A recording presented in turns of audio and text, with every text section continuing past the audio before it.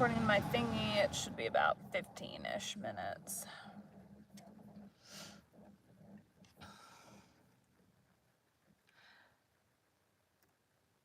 Today we'll be continuing Great Expectations by Charles Dickens. Chapter 9.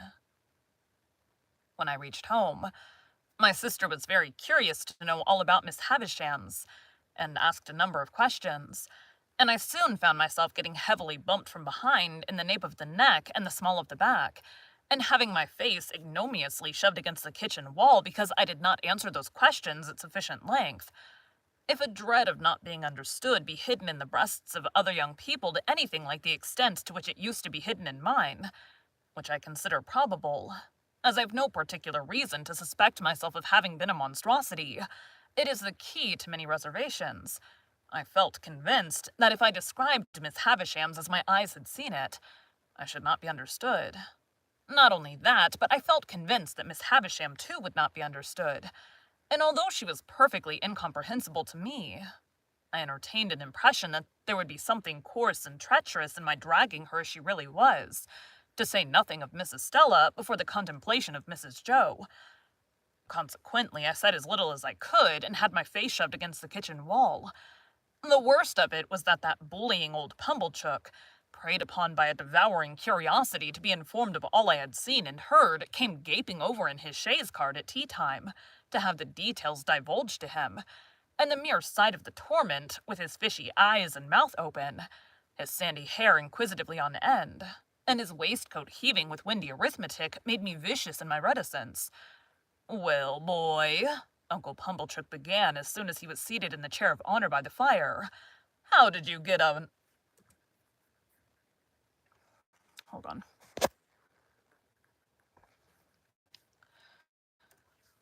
"How did you get on uptown?"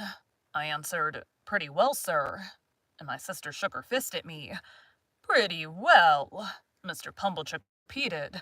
"Pretty well is no answer. Tell us what you mean by pretty well, boy." Whitewash on the forehead hardens the brain into a state of obstinacy, perhaps.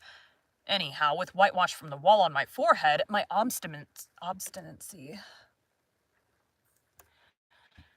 Anyhow, with whitewash from the wall on my forehead, my obstinacy was adamantine. I reflected for some time, and then answered as if I discovered a new idea. "I mean pretty well." My sister, with an exclamation of impatience, was going to fly at me. I had no shadow of defense, for Joe was busy in the forge, when Mr. Pumblechook interposed with, "No, don't lose your temper. Leave this lad to me, ma'am. Leave this lad to me." Mr. Pumblechook then turned me towards him, as if he were going to cut my hair, and said, "First, to get our thoughts in order, 43 pence. I calculated the consequences of replying £400, and finding them against me, went as near the answer as I could, which was somewhere about 18 pence off. 8 pence off. Which was somewhere about 8 pence off. Mr. Pumblechook then put me through my pence table from 12 pence make 1 shilling up to 40 pence make 3 and 4 pence, and then triumphantly demanded, as if he had done for me, "Now, how much is 43 pence? To which I replied, after a long interval of reflection, "I don't know," and I was so aggravated that I almost doubt if I did know. Mr. Pumblechook worked his head like a screw to screw it out of me, and said, "Is 43 pence 7 and 6 pence 3 fardens, for instance?" "Yes," said I. And although my sister instantly boxed my ears, it was highly gratifying to me to see that the answer spoiled his joke, and brought him to a dead stop. "Boy, what like is Miss Havisham?" Mr. Pumblechook began again when he had recovered, folding his arms tight on his chest and applying the screw. "Very tall and dark," I told him.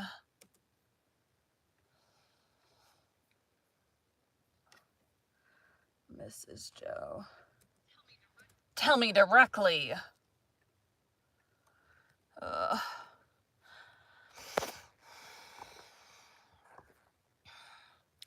So not that this has ever happened to me before, but I have a bunch of packages that need to go out today, and so they're sitting on my front porch, so I keep checking my Ring camera, which I just replaced the battery on because it was dying. Because, like, not that I've ever had packages stolen, but other people have had packages stolen. I don't think in my neighborhood, though, but, it happens all the time, and I seriously put, like, a lot of packages out, so. "Is she, uncle?" asked my sister. Mr. Pumblechook winked assent, from which I at once inferred that he had never seen Miss Havisham, for she was nothing of the kind. "Good," said Mr. Pumblechook conceitedly. "This is—"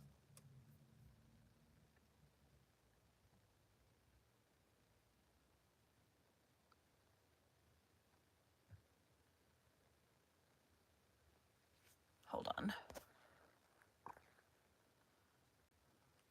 I think that's, I'm sign in on my computer. I just heard a big car, like, come and stop. It's probably a truck of some sort.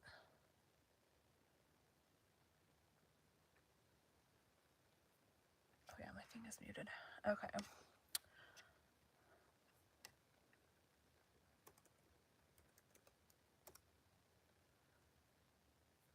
We're just gonna look at the, that is an airplane.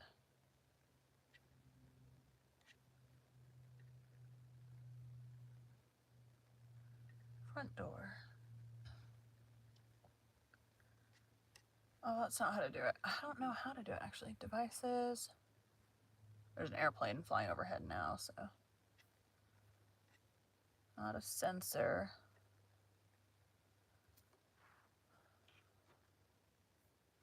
I don't want to view the camera history. I want to view the actual camera. There it is. Jeez.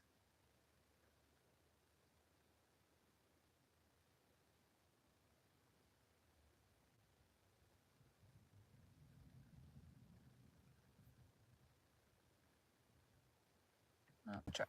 Okay. This is...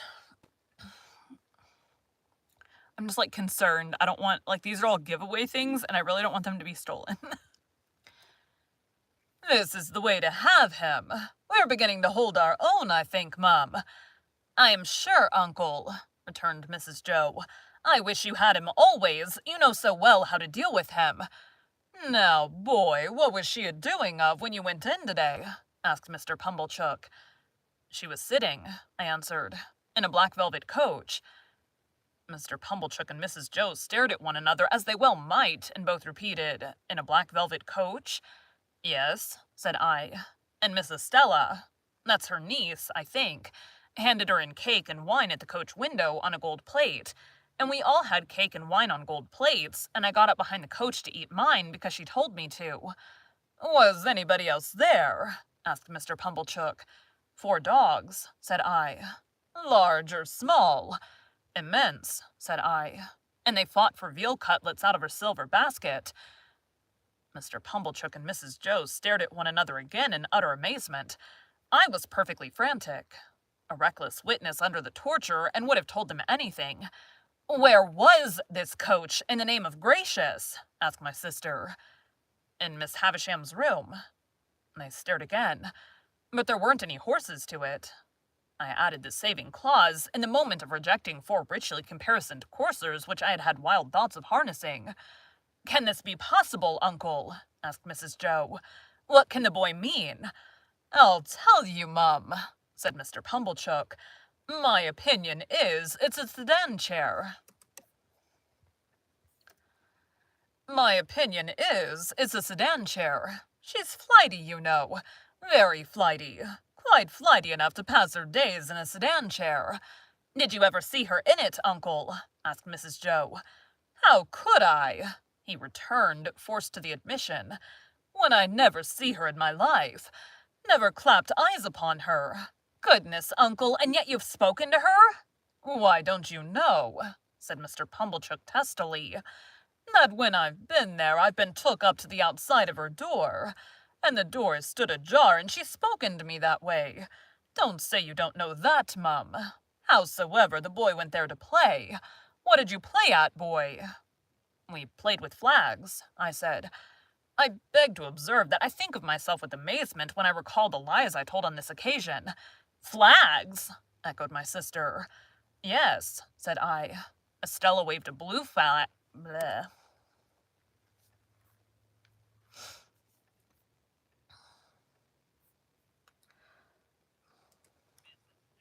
Mrs. Joe. I have strayed on Pumblechook's voice.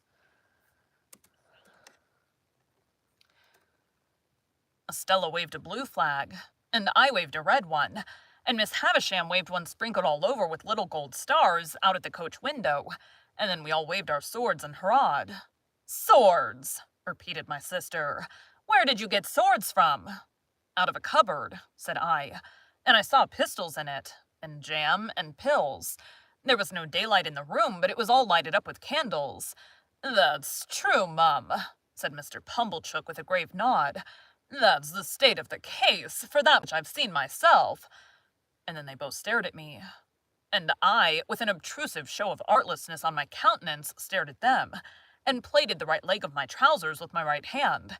If they had asked me any more questions, I should undoubtedly have betrayed myself, for I was even then on the point of mentioning that there was a balloon in the yard and should have hazarded the statement, but for my invention being divided between that phenomenon and a bear in the brewery. They were so much occupied, however, in discussing the marvels I'd already presented for their consideration that I escaped. The subject still held them when Joe came in from his work to have a cup of tea, to whom my sister, more for the relief of her own mind than for the gratification of his, related my pretended experiences. Now, when I saw Joe open his blue eyes and roll them all round the kitchen in helpless amazement, I was overtaken by penitence, but only as regarded him. Not in the least as regarded the other two. Towards Joe and Joe only, I considered myself a young monster, while they sat debating what results would come to me from Miss Havisham's acquaintance and favor. They had no doubt that Miss Havisham would do something for me. Their doubts related to the form that something would take. My sister stood out for property.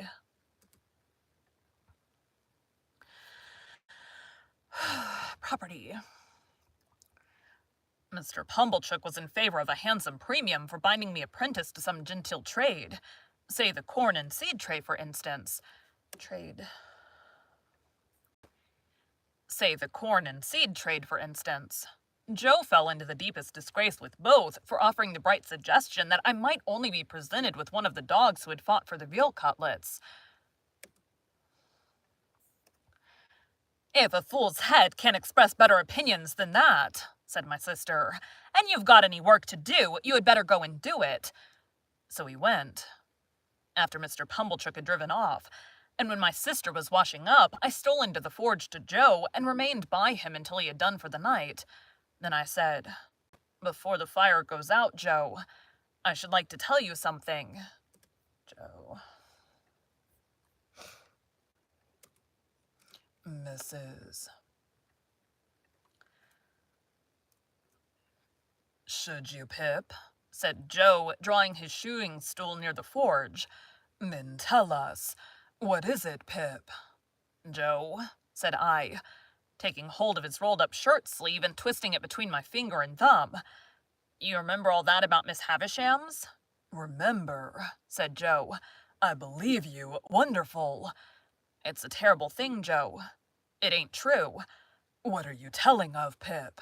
Cried Joe, falling back in the greatest amazement. You don't mean to say it's... Yes, I do. It's lies, Joe. But not all of it. Why, sure you don't mean to say, Pip, that there was no black velvet For I stood shaking my... that's him. For I stood shaking my head. But at least there was dogs, Pip. Come, Pip, said Joe persuasively. If there weren't no veal cutlets, at least there was dogs. No, Joe. A dog, said Joe. A puppy. Come. No, Joe, there was nothing at all of the kind. As I fixed my eyes hopelessly on Joe, Joe contemplated me in dismay. Pip, old chap, this won't do, old fellow, I say. Where do you expect to go to? It's terrible, Joe, ain't it? Terrible, cried Joe. Awful. What possessed you?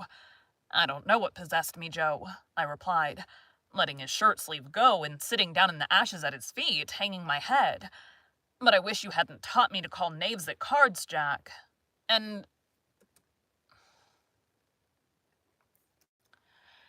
But I wish you hadn't taught me to call knaves at cards jacks, and I wish my boots weren't so thick, nor my hands so coarse. And then I told Joe that I felt miserable and that I hadn't been able to explain myself to Mrs. Joe and Pumblechook, who were so rude to me, and that there had been a beautiful young lady at Miss Havisham's who was dreadfully proud, and that she had said I was common, and that I knew I was common, and that I wished I was not common, and that the lies had come of it somehow, though I didn't know how. This was a case of metaphysics. At least it's difficult for Joe to deal with as for me. But Joe took the case altogether out of the region of metaphysics, and by that means vanquished it. "There's one thing you may be sure of, Pip," said Joe after some rumination. "Namely that lies is lies.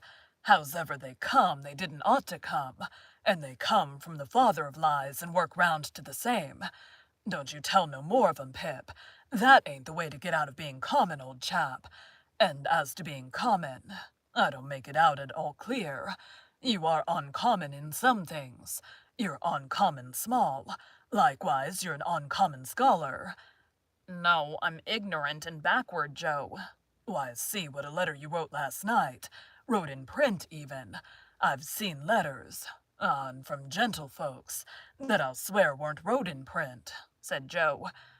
"I've learned next to nothing, Joe. You think much of me, it's only that." "Well, Pip," said Joe, "be it so or be it sunt, you must be a common scholar afore you can be an uncommon one, I should hope. The king upon his throne, when his crown upon his head, can't sit and write his acts of parliament in print without having begun, when he were an unpromoted prince with the alphabet.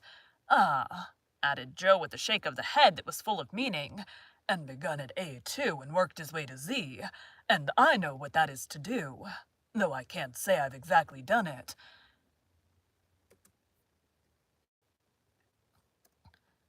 There was some hope in this piece of wisdom, and it rather encouraged me. "Whether common ones as to callings and earnings," pursued Joe reflectively, "mightn't be the better of continuing for to keep company with common ones, instead of going out to play with uncommon ones. Which reminds me to hope that there were a flag, perhaps." "No, Joe."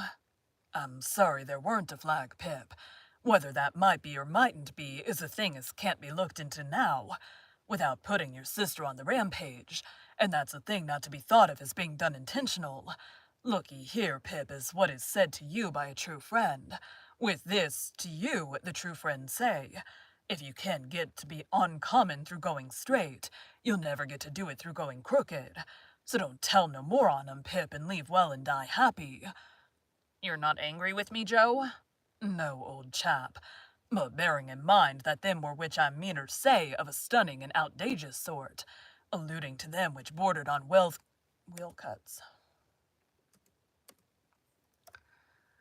Alluding to them which bordered on wheel cutlets and dog fighting, a sincere well-wisher would advise, Pip, their being dropped into your meditations when you go upstairs to bed. That's all, old chap, and don't never do it no more." When I got up to my little room and said my prayers, I did not forget Joe's recommendation, and yet my young mind was in that disturbed and unthankful state that I thought long after I laid me down how common Estella would consider Joe a mere blacksmith, how thick his boots and how coarse his hands. I thought how Joe and my sister were then sitting in the kitchen, and how I had come up to bed from the kitchen, and how Miss Havisham and Estella never sat in a kitchen, but were far above the level of such common doings. I fell asleep recalling what I used to do when I was at Miss Havisham's, as though I'd been there weeks or months instead of hours, and as though it were quite an old subject of remembrance instead of one that had arisen only that day.